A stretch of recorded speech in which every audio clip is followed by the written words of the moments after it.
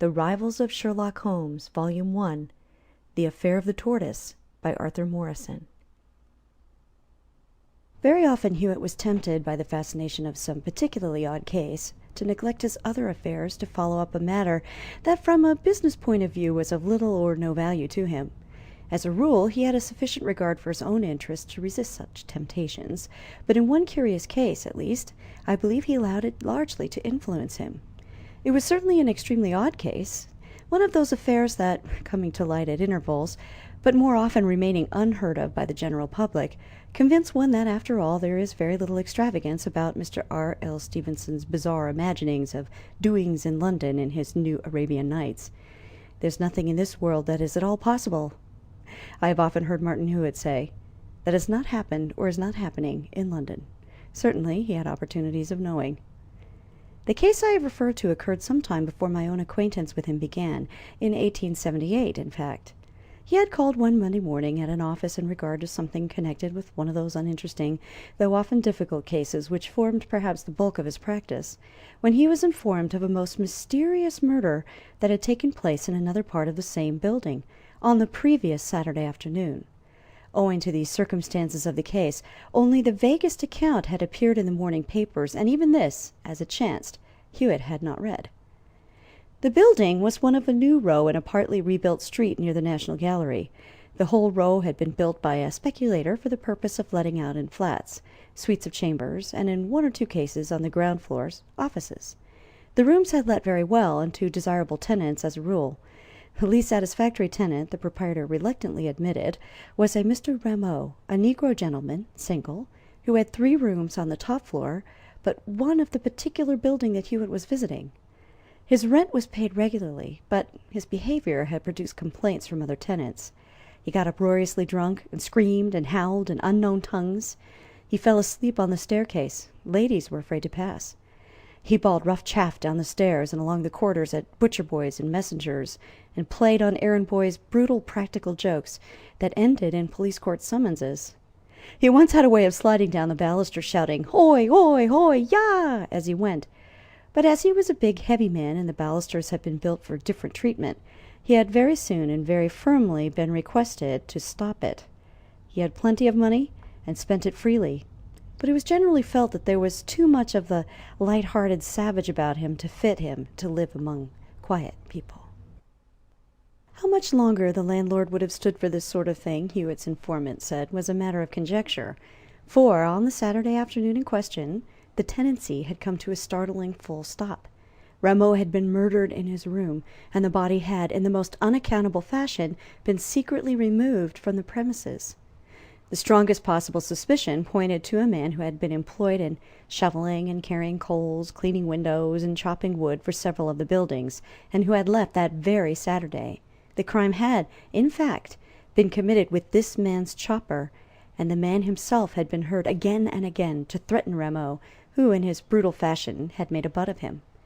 This man was a Frenchman, Victor Goujon by name, who had lost his employment as a watchmaker by reason of an injury to his right hand, which destroyed its steadiness, and so he had fallen upon evil days and odd jobs. He was a little man of no great strength, but extraordinarily excitable, and the coarse jibes and horseplay of the big negro drove him almost to madness. Rameau would often, after some more than ordinarily outrageous attack, contemptuously fling Goujon a shilling, which the little Frenchman, although wanting a shilling badly enough, would hurl back in his face, almost weeping with impotent rage. "Pig! Canaille!" he would scream. "Dirty pig of Africa! Take your shilling to where you have stole it! Voleur! Pig!" There was a tortoise living in the basement, of which Goujon had made rather a pet, and the negro would sometimes use this animal as a missile, flinging it at the little Frenchman's head. On one such occasion the tortoise struck the wall so forcibly as to break its shell, and then Goujon seized a shovel and rushed at his tormentor with such blind fury that the latter made a bolt of it. These were but a few of the passages between Rameau and the fuel porter, but they illustrate the state of feeling between them. Goujon, after correspondence with a relative in France who offered him work, gave notice to leave, which expired on the day of the crime. At about 3 that afternoon, a housemaid, proceeding toward Rameau's rooms, met Goujon as he was going away. Goujon bade her good-bye, and pointing in the direction of Rameau's room, said exultantly, "There shall be no more of the black pig for me. With him have I done for, zut! I mock me of him. He will never tracasser me no more." And he went away. The girl went to the outer door of Rameau's rooms, knocked, and got no reply. Concluding that the tenant was out, she was about to use her keys when she found that the door was unlocked. She passed through the lobby and into the sitting room, and there fell in a dead faint at the sight that met her eyes. Rameau lay with his back across the sofa and his head drooping within an inch of the ground. On the head was a fearful gash, and below it was a pool of blood. The girl must have laid unconscious for about 10 minutes. When she came to her senses, she dragged herself terrified from the room and up to the housekeeper's apartments, where, being an excitable and nervous creature, she only screamed, "Murder!" and immediately fell in a fit of hysterics that lasted 3/4 of an hour. When at last she came to herself, she told her story, and the hall porter having been summoned, Rameau's rooms were once again approached. The blood still lay on the floor, and the chopper, with which the crime had evidently been committed, rested against the fender. But the body had vanished. A search was at once made, but no trace of it could be seen anywhere. It seemed impossible that it could have been carried out of the building, for the hall porter must at once have noticed anybody leaving with so bulky a burden. Still, in the building it was not to be found. When Hewitt was informed of these things on Monday, the police were, of course, still in possession of Rameau's rooms. Inspector Netting, Hewitt was told, was in charge of the case, and as the inspector was an acquaintance of his, and was then in the room upstairs, Hewitt went up to see him. Nettings was pleased to see Hewitt and invited him to look around the rooms. "Well, perhaps you can spot something we've overlooked," he said, "though it's not a case there can be much doubt about." "You think it's Goujon, don't you?" "Think? Well, rather. Look here.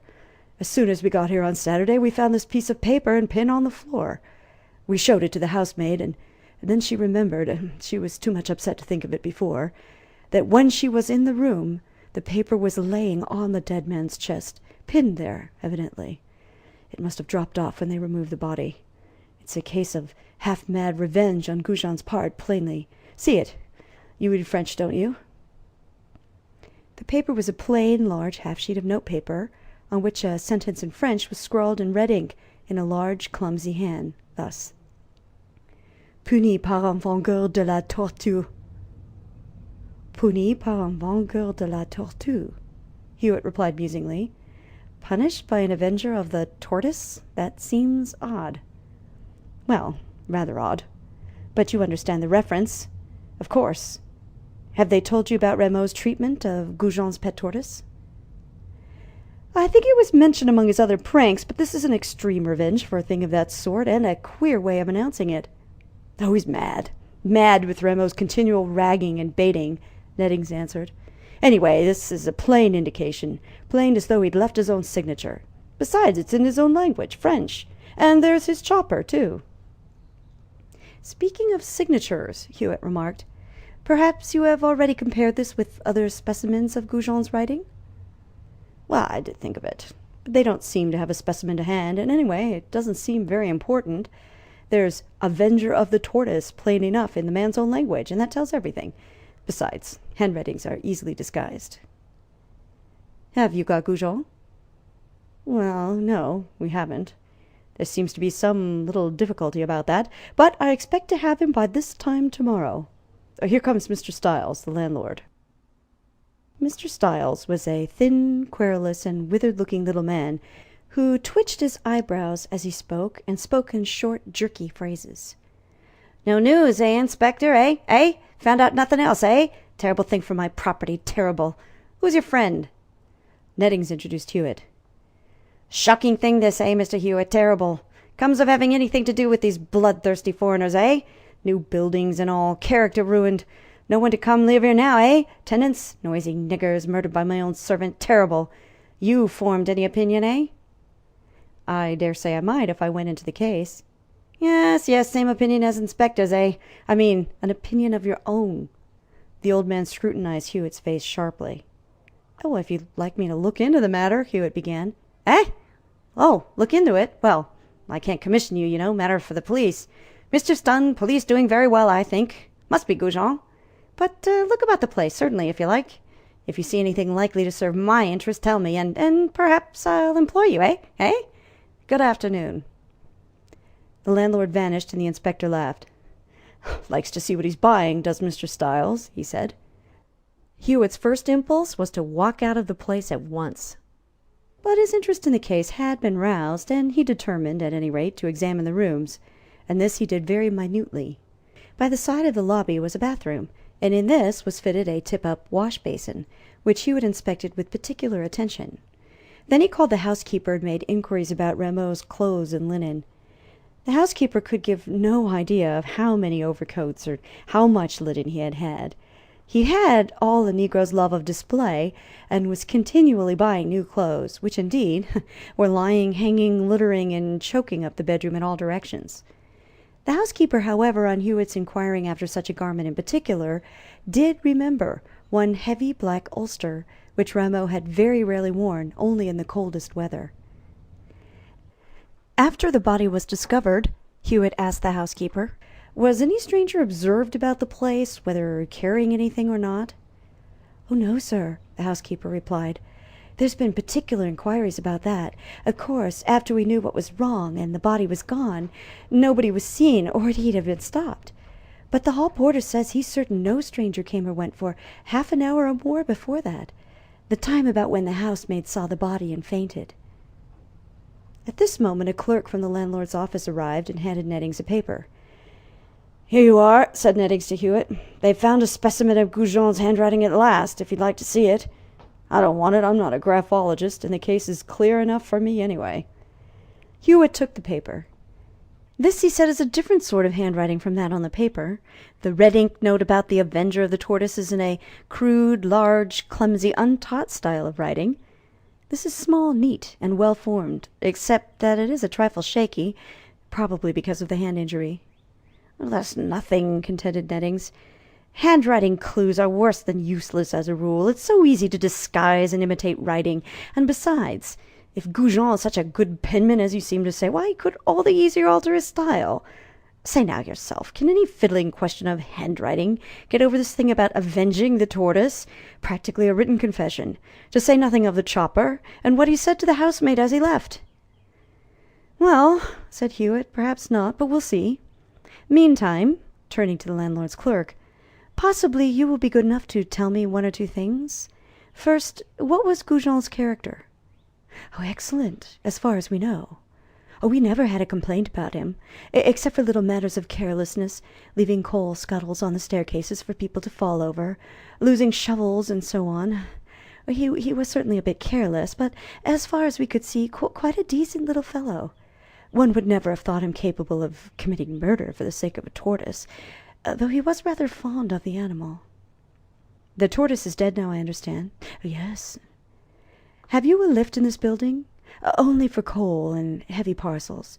Goujon used to work it, sometimes going up and down in it himself, with coals and so on. It goes into the basement." "And are the coals kept under this building?" No, the store for the whole row is under the next two houses. The basements communicate." "Do you know Rameau's other name?" "César Rameau. He signed in our agreement." "Did he ever mention his relations?" "No. That is to say, he did say something one day when he was very drunk, but of course it was all rot. Someone told him not to make such a row. He was a beastly tenant. And he said he was the best man in the place, and his brother was prime minister and all sorts of things. Mere drunken rant. I never heard him say anything sensible about relations. We know nothing of his connections. He came here on a banker's reference." "Thanks. I think that's all I want to ask. You notice," Hewitt proceeded, turning to Nettings, "the only ink in this place is scented and violet, and the only paper is tinted and scented too, with a monogram, characteristic of Negro with money. The paper that was pinned on Rameau's breast is in red ink on common and rather grubby paper. Therefore it was written somewhere else and brought here. Inference, premeditation." "Oh, yes. But are you an inch nearer with all these speculations? Can you get nearer than I am now without them?" "Well, perhaps not," Hewitt replied. "I don't profess at this moment to know the criminal. You do. I'll concede you that point for the present. But you don't offer an opinion as to who removed Rameau's body, which I think I know." "Well, who was it then?" "Come, try and guess that yourself." "It wasn't Goujon. I don't mind letting you know that." "But it was a person quite within your knowledge of the case. You've mentioned the person's name more than once." Nettings stared blankly. "I don't understand you in the least," he said. "But of course you mean that this mysterious person you speak of as having moved the body committed the murder." "No, I don't. Nobody could have been more innocent of that." "Well," Nettings concluded with resignation, "I'm afraid one of us is rather thick-headed. What will you do?" "Interview the person who took away the body," Hewitt replied, with a smile. "But, man alive, why bother about the person if it isn't the criminal?" Never mind, never mind. Probably the person will be a most valuable witness." "You mean you think that this person, whoever it is, saw the crime?" "I think it very probable indeed." "Well, I won't ask you any more. I shall get hold of Goujon. That's simple and direct enough for me. I prefer to deal with the heart of the case, the murder itself, when there's such clear evidence as I have." "I shall look a little into that too, perhaps," Hewitt said. "And if you like, I'll tell you the first thing I shall do." "What's that?" "I shall have a good look at the map of the West Indies, and I advise you to do the same. Good morning." Nettings stared down the corridor after Hewitt and continued staring for nearly 2 minutes after he had disappeared. Then he said to the clerk who had remained, "What was he talking about?" "I don't know," replied the clerk. "Couldn't make head or tail of it." "I don't believe there is a head to it," declared Nettings, "nor a tail either. He's kidding us." Nettings was better than his word, for within 2 hours of his conversation with Hewitt, Goujon was captured and safe in a cab bound for Bow Street. He had been stopped at Newhaven in the morning on his way to Dieppe, and was brought back to London. But now Nettings met a check. Late that afternoon he called on Hewitt to explain matters. "We've got Goujon," he said gloomily, "but there's a difficulty. He's got 2 friends who can swear an alibi. Rameau was seen at 1:30 on Saturday, and the girl found him dead about 3. Now, Goujon's 2 friends, it seems, were with him from 1 o'clock till 4 in the afternoon, with the exception of 5 minutes when the girl saw him, and then he left them to take a key or something to the housekeeper before finally leaving. They were waiting on the landing below when Goujon spoke to the housemaid, heard him speaking, and seen him go all the way up to the housekeeper's room and back, as they looked up the wide well of the staircase. They are men employed near the place, and seem to have good characters. But perhaps we shall find something unfavourable about them. They were drinking with Goujon, it seems, by way of seeing him off."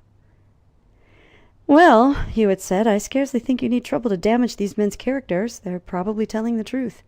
Come now, be plain. You've come here to get a hint as to whether my theory of the case helps you, haven't you?" "Well, if you can give me a friendly hint. Although, of course, I may be right after all.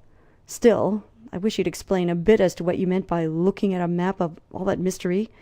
Nice thing for me to be taking a lesson in my own business after all these years. But perhaps I deserve it." "See now," quoth Hewitt, "you remember what map I told you to look at?" "The West Indies. Right. Well, here you are." Hewitt reached an atlas from his bookshelf. "Now, look here. The biggest island of the lot on this map, barring Cuba, is Haiti. You know as well as I do that the western part of that island is peopled by the Black Republic of Haiti, and that the country is in a degenerate state of almost unexampled savagery, with a ridiculous show of civilization. There are revolutions all the time. The South American republics are peaceful and prosperous compared to Haiti. The state of the country is simply awful. Read Sir Spencer St. John's book on it. President after president of the vilest sort forces his way to power and commits the most horrible and bloodthirsty excesses, murdering his opponents by the 100 and seizing their property for himself and his satellites, who are usually as bad, if not worse, than the president himself. Whole families, men, women, and children, are murdered at the instance of these ruffians, and as a consequence the most deadly feuds spring up, and the presidents and their followers are always themselves in danger of reprisals from others. Perhaps the very worst of these presidents in recent times has been the notorious Domingue, who was overthrown by an insurrection, as they all are, sooner or later, and compelled to fly the country. Domingue and his nephews, one of whom was chief minister, while in power, committed the cruelest bloodshed. and many members of the opposite party sought refuge in a small island lying just to the north of Haiti, but were sought out there and almost exterminated. Now, I will show you that island on the map. What's its name? Tortuga? It is. Tortuga, however, is only the old Spanish name. The Haitians speak French, Creole French. Here is a French atlas. Now, see the name of that island. La Tortue. La Tortue it is, the tortoise. Tortuga means the same thing in Spanish, but that island is always spoken of in Haiti as La Tortue. Now do you see the drift of that paper pinned to Rameau's breast? Punished by an avenger of or from the tortoise or La Tortue, clear enough. It would seem that the dead man had something to do with the massacre there, and somebody from the island is avenging it. The thing's most extraordinary. And now listen. The name of Domingue's nephew, who was chief minister, was Septimus Rameau. And this was César Rameau, his brother, probably. I see. Well, this is a case. I think the relationship probable. Now do you understand why I was inclined to doubt that Goujon was the man you wanted? Well, of course. And now, I suppose, I must try to get a nigger. The chap who wrote that paper. I wish he hadn't been such an ignorant nigger. If he'd only put the capitals to the words La Tortue, I might have thought a little more about them, instead of taking it for granted that they meant that wretched tortoise in the basement of the house. Well, I've made a fool of a start, but I'll be after that nigger now. And I, as I said before, said Hewitt, shall be after the person that carried off Rameau's body. I've had something else to do this afternoon, or I should have begun already. You said you thought he saw the crime. How did you judge that? Hewitt smiled. I think I'll keep that little secret to myself for present, he said. You shall know soon. Very well, Nettings replied with resignation. I suppose I mustn't grumble if you don't tell me everything. I feel too great a fool altogether over this case to see any farther than you show me. And Inspector Nettings left on his search, while Martin Hewitt, as soon as he was alone, laughed joyously and slapped his thigh. There was a cab rank and shelter at the end of the street where Mr. Styles' building stood, and early that evening a man approached it and hailed the cabman and the waterman. Anyone would have known the newcomer at once for a cabman taking a holiday. The brim of the hat, the bird's-eye neckerchief, the immense coat buttons, and more than all, the rolling walk and the wrinkled trousers, marked him out distinctly. "Watcher," he exclaimed affably, with the self-possessed nod only possible to cabbies and busmen. "I were looking for a bilker. I'm told one of the blokes off this rank carried him last Saturday, and I want to know where he went. I ain't had a chance of getting his address yet. Took a cab just as it got dark, I'm told. Tallish chap, muffled up a lot, in a long black overcoat. Any of you seen him?" The cabbies looked at one another and shook their heads. It chanced that none of them had been on that particular rank at the time. But the waterman said, "Hold on, I bet he's the bloke what old Bill Stammers took. Yorkie was first on the rank, but the bloke wouldn't have had an hansom. Wanted four-wheeler, so Bill took him. Biggish chap in a long black coat, collar up and muffler thick. Soft, wide-awake hat, pulled over his eyes, and he was 'urry, too, jumped in sharp as a weasel." "Didn't see his face, did ye?" "No, not an inch of it, too much muffled. Couldn't tell if he had a face." "Was his arm in a sling?" "Aye, it looked so. Had it stuffed through the breast of his coat, like as though there might be a sling inside." "That's him. Any of you tell me where I might run across old Bill Stammers? He'd tell me where my precious bilker went to." As to this, there was plenty of information, and in 5 minutes Martin Hewitt, who had become an unoccupied cabman for the occasion, was on his way to find old Bill Stammers. That respectable old man gave him full particulars as to the place in the East End where he had driven his muffled fare on Saturday, and Hewitt then began an 18 or 20-hour search beyond Whitechapel. At about 3 on Tuesday afternoon, as Nettings was in the act of leaving Bow Street Police Station, Hewitt drove up in a four-wheeler. Some prisoner appeared to be crouching low in the vehicle, but, leaving him to take care of himself, Hewitt hurried into the station and shook Nettings by the hand. "Well," he said, "have you got the murder of Rameau yet?" "No," Nettings growled, "unless, well, Goujon's under remand still, and after all, I've been thinking that, he may know something." "Pooh, nonsense," Hewitt answered. "You'd better let him go." "Now, I have got somebody." Hewitt laughed and slapped the inspector's shoulder. "I've got the man who carried Rameau's body away." "The deuce you have! Where? Bring him in. We must have him." "All right. Don't be in a hurry. He won't bolt." And Hewitt stepped out to the cab and produced his prisoner, who, pulling his hat farther over his eyes, hurried furtively into the station. One hand was stowed in the breast of his long coat, and below the wide brim of his hat a small piece of white bandage could be seen. And as he lifted his face, it was seen to be that of a negro. "Inspector Nettings," Hewitt said ceremoniously, "allow me to introduce Mr. Cesar Rameau." Nettings gasped. "What?" he at length ejaculated. "What? You're Rameau?" The negro looked around nervously and shrank farther from the door. "Yes," he said, "but please not so loud. Please not loud. They may be near, and I'm afraid." "You will certify, will you not," asked Hewitt with malicious glee, "not only that you were not murdered last Saturday by Victor Goujon, but that, in fact, you were not murdered at all? Also that you carried your own body away in the usual fashion on your own legs?"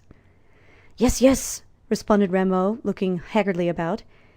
"But is not this room public? I should not be seen." "Nonsense," replied Hewitt rather testily. "You exaggerate your danger and your own importance, and your enemy's abilities as well. You're safe enough." "I suppose, then," Nettings remarked slowly, like a man on whose mind something vast was beginning to dawn, "I suppose, why, hang it, you must have just got up while that fool of a girl was screaming and fainting upstairs and walked out. I say there's nothing so hard as a nigger skull, and yours has certainly made a fool of me. But then somebody must have chopped you over the head. Who was it?" "My enemies, my great enemies, enemies politique. I am a great man." This with a faint revival of vanity amid his fear. "A great man in my country. They have great secret clubs, theatres to kill me and my friends. And one enemy coming in my room does this. 1, 2. He indicated wrist and head. "With a chopper." Rameau made the case plain to Nettings, so far as the actual circumstances of the assault on himself were concerned. A negro whom he had noticed near the place more than once during the previous day or two had attacked him suddenly in his rooms, dealing him 2 savage blows with a chopper. The first he had caught on his wrist, which was seriously damaged, as well as excruciatingly painful. But the second had taken effect on his head. His assailant had evidently gone away then, leaving him for dead. But as a matter of fact, he was only stunned by the shock, and had, thanks to the adamantine thickness of the negro's skull and the ill direction of the chopper, only a very bad scalp wound, the bone being no more than grazed. He had lain insensible for some time, and must have come to his senses soon after the housemaid had left the room. Terrified at the knowledge that his enemies had found him out, his only thought was to get away and hide himself. He hastily washed and tied up his head, and enveloped himself in the biggest coat he could find, and let himself down into the basement by the coal lift, for fear of observation. He waited in the basement of one of the adjoining buildings till dark, and then got away in a cab, with the idea of hiding himself in the East End. He had had very little money with him on his flight, and it was by reason of this circumstance that Hewitt, when he found him, had prevailed on him to leave his hiding-place, since it would be impossible for him to touch any of the large sums of money in the keeping of his bank so long as he was supposed to be dead.